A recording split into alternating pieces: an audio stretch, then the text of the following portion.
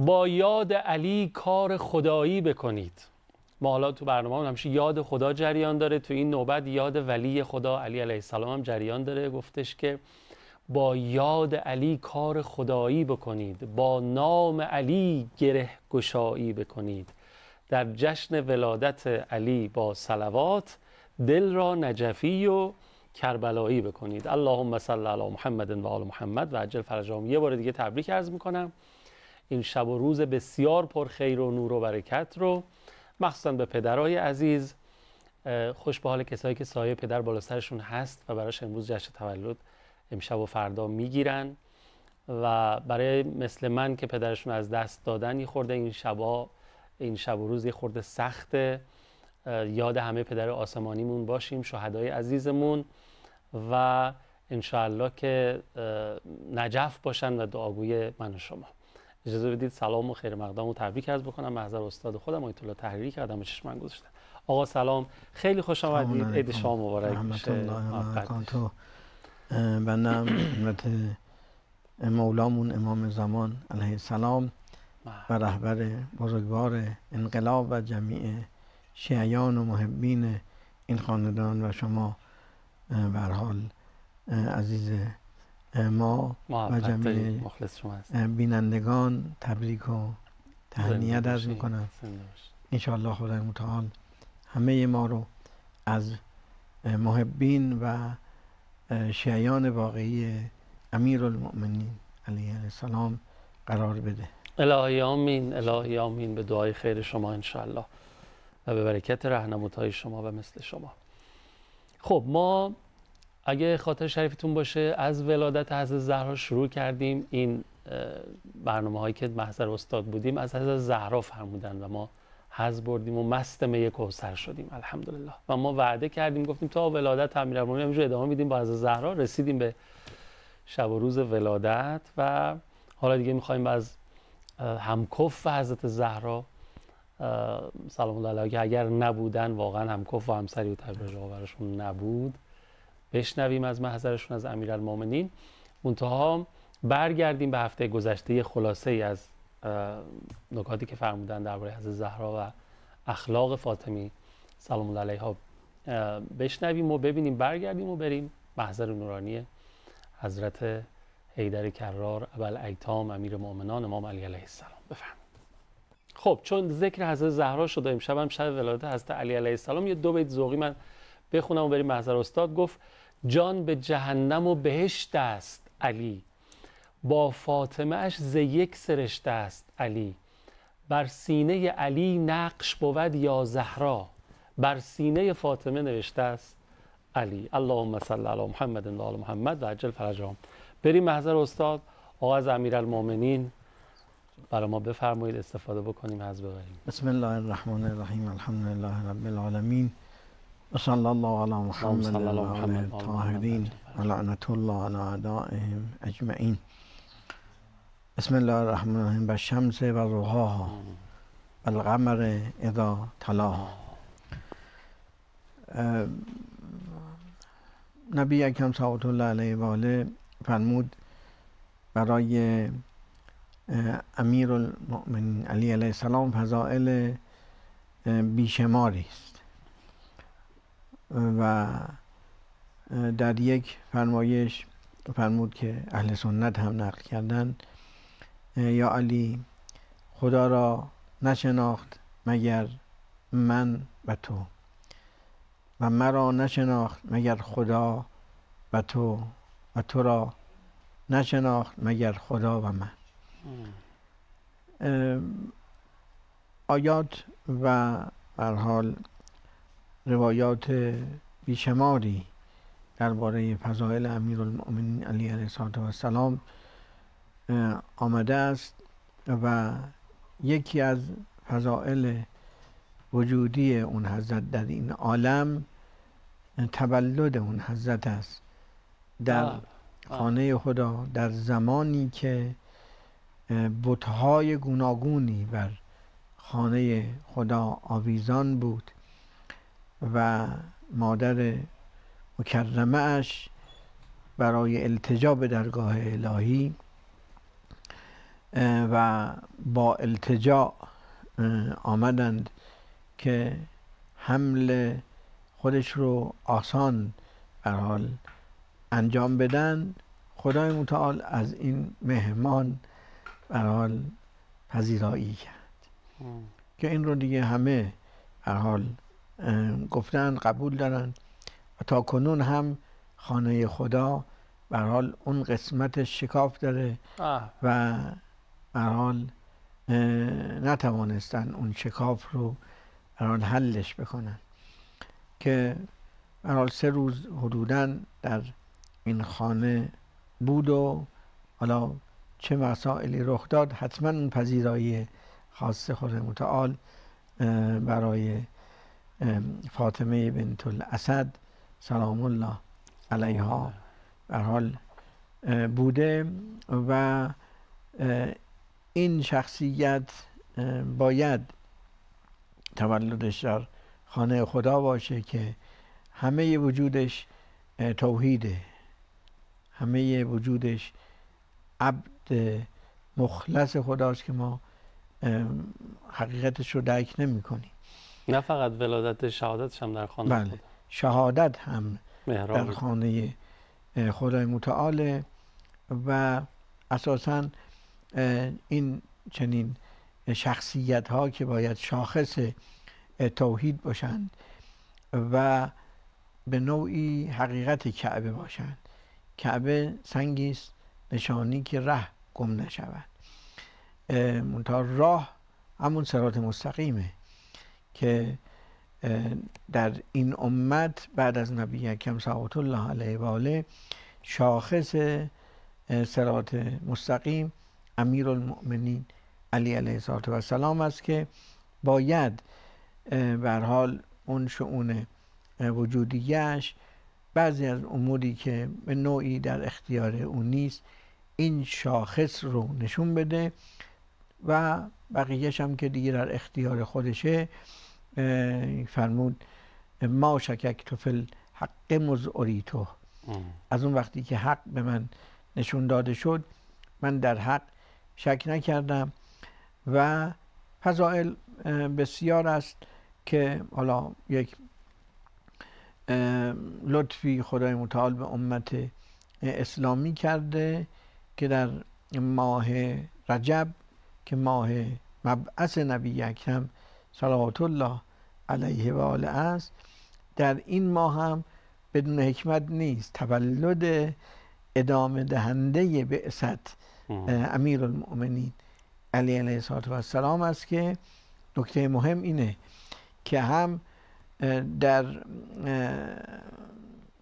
بله روز تولد نبی اکرم صلوات الله علیه و آله زیارت رسول خدا و امیرالمؤمنین مستحبه و هم در مبعث نبی اکرم صلوات الله علیه و آله زیارت نبی اکرم و زیارت امیرالمؤمنین علیهم السلام مستحبه که این رابطه تنگاتنگ رسالت و امامت رو بیان میکنه که اینها 2 چهره یک سکه هستند که این البته چهره امامت درون رسالته، از آن به هر حال نور میگیره که بعدیت باید روشن بشه.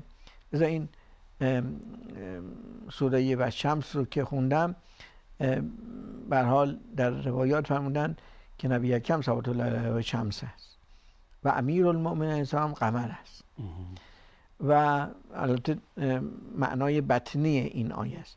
معنای ظاهری سر جای خودشه که خدای متعال به این شمس و خودش که آن را نور داده است قسم میخوره و به قمر و اون کسی که خودشه در کنار شمس قمر رو قرار داده قسم میخوره. معنای بطنیش اینه که خب این معنای بطنی با معنای ظاهری با هم دیگه موافقت داره که حالا بحث تفسیری مناش کاری نداریم. معنای ظاهری اینه که به هر حال همیشه قمر و ماه نورش رو از خورشید میگیره و این کنایه از این است که امیرالمؤمنین سلام نورش رو از نبوت میگیره. یعنی اینا با همند، منشعب از آن است. اینها رو ما باید بهش توجه داشته باشیم. یک واقعیاتی است که به هر حال یک راهی رو به ما خدا نشون میده که بریم و امت اسلامی بالاترین نعمت‌ها شامل حالش شده یک چنین پیامبری که اشرف همه انبیا علیهم السلام است، که این پیامبر بالاترین وصی رو داره که اشرف همه اوصیاء انبیاست، به گونه این که در عالم معنا انبیاء دیگر باید به بالاترین دین الهی، بالاترین پیامبرش، بالاترین وصی پیامبر الهی اقرار بکنن تا به اون مقام رسالت و به هر حال به نوعی امامتشون برسن. حالا بعضی از انبیا به مقام امامت هم رسیدن دیگه. حضرت ابراهیم علیه السلام علاوه بر مقام نبوت و رسالت به مقام امامت هم رسید. اون در مراحل آخر عمر شریفش بود که یک جایگاه ویژه‌ای داره مسئله امامت، که اون مقتدا بودن به تمام معناست برای امت که از همه جهت به هر حال حق نماست، هیچ جنبه غیر حق نمایی نداره. لذا فرمودن وجه الله هستن. انبیا وجه الله هستند، نبی اکرم و اهل بیت وجه الله اتمند. خب بنده الان با چهره زیبای شما زنده باشید، محبت با شما روبرو هستم، اما با چهره شما. این ظاهر رو میگن وجه، که انسان مواجه میشه باشه. هر چیزی یه ظاهری داره که انسان با اون ظاهرش مواجه میشه، میگن وجه، که این وجه نماینده و نمایانگر اون خود شیئه. همینطوره که ظاهر گفته میشه یه باطن داره. و انبیا علیهم السلام همه ی وجودشون نماینده خدا و نمایانگر خدای متعال است. سخنشون سخن خداست، عملشون عمل خداست. لذا فرموده است که و من یطع الرسول فقط اطاع الله. کسی که از رسول اطاعت بکنه از خدا اطاعت کرده. این به خاطر این جهته. لذا حالا در معنای وجه اگر فرصتی باشه در این قسمت عرض بکنم، نشد در فرصت بعدی که خیلی حیفه. آره حتما. این مثالی که علی علیه السلام خودش برای وجه زده که یه مقداری روشن میکنه وجه که خودشون وجه الله هستن. حالا باید بیشتر بشنویم راجع به. بریم محضر مولا عرض ادب بکنیم. خدمت شما هستیم. بفرمایید. شکر خدا که نام علی بر زبان ماست، ما شیعه ایم و نام علی در اذان ماست. از یا علی زبان و دهان خسته کی شود، اصلا زبان برای همین در دهان ماست. یا علی مدد. خیلی ممنونم که دارید برنامه خودتون تماشا میکنید. خیلی خیلی مبارکتون باشه. و داریم دل میدیم به صحبت استاد تحریری عزیز. پیرامون واژه وجه دارن صحبت میکنن که امیرالمؤمنین خودشون وجه الله هستن. حالا قبل از اینکه این رو عرض بکنم، این نکته‌ای که به ذهن رسید در هر حال به نوعی حکمت یا سر تولد حضرت در خانه خدا. خب خانه خدا و بیت الحرام به گونه‌ای است که انسان جنوب و حائض و نفسا، اونی که خانمی که زایده نمیتونه وارد بشه، باید مطهر باشه. بله. اما چرا مادر امیرالمؤمنین علیه السلام خیلی مسئله مهمه، عجیبه، که 3 روز بعد از زایمان به هر حال این مسئله بود. معلوم می شود که اون چیزهایی که به صورت عموم عارض میشه خدا خواسته برای این بزرگان نباش. آلودگی ها احیانا بله، مثلا بله. اینا اینجا نیست. لذا برای زهرای مرضیه سلام الله علیها هست که اون به هر حال عوارض زنانه رو ایشون نداره و ظهور نداره، به خاطر اون مطهر بودنشون و امیرالمؤمنین علیه السلام. و وقتی به هر حال به دست مبارک هم نبی اکرم صلوات الله علیه و آله میاد، طبق روایت قبل از اینکه به هر حال قرآن نازل بشه سوره مؤمنون رو حضرت تلاوت میکنه. بسم الله الرحمن الرحیم قد افلح المؤمنون الذین فی تا آخر که اونجا به هر حال قد افلح المؤمنون به ولایت که یا امیر المؤمنین. اینا اون شاخصه های خاصی است که خدای متعال میخواد راه رو نشون بده، راهبر رو نشون بده. اینا یک نمونه هایی است که ما بهش توجه داشته باشیم. کسی اعتراض نکنه که بچه‌ای که تازه به دنیا آمده چجوری حرف میزنه. قرآن میگه درباره حضرت مریم سلام الله علیها تشکیک کردن. بله. و شد الهام شد به ایشون که برید سراغ گهواره. خود گهواره خبر میده که این موجود خاصی، انی عبدالله آتانی الکتاب و جعلنی نبیا و جعلنی مبارکا ایسما. خب اگر قرآن رو ما قبول داریم، اینها به عنایات الهی قابل خلاصه محل ما نباید این مسئله، مگر اینکه یه توجیه بکنیم یا کلام الهی رو نپذیریم. به هر حال بله، مسئله وجه از امیرالمومنین علیه السلام سوال شد وجه به چه معناست. حضرت فرمودن یه چوب بیارید آتیش بزنید که این شعله بگیره. فرمودن این وجه آتش کجاست؟